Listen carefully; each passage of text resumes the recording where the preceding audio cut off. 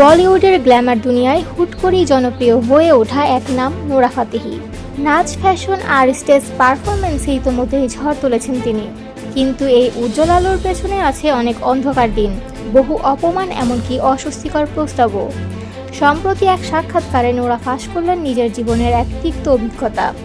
বললেন, এক গানের শুটিংয়ে পরিচালক তাকে এমন একটি পোশাক পরতে বলেছিলেন যা ছিল অস্বাভাবিকভাবে ছোট ও অস্বস্তিকর। ঘটনাটি ছিল সত্যমেব জয়তে ছবির জনপ্রিয় গান দিলভরের শুটিংয়ের সময়কার। নোরাকে দেওয়া হয় একটি মাত্র চাপা ব্লাউজ।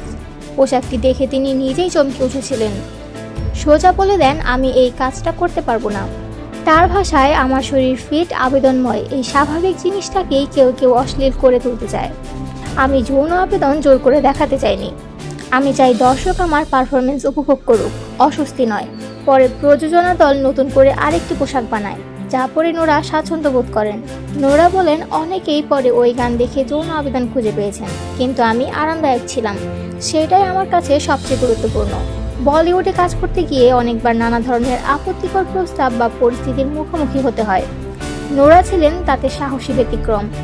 এই সাহসের গল্পই হয়তো আজকের নোরা ফাতেহির বড় পরিচয়।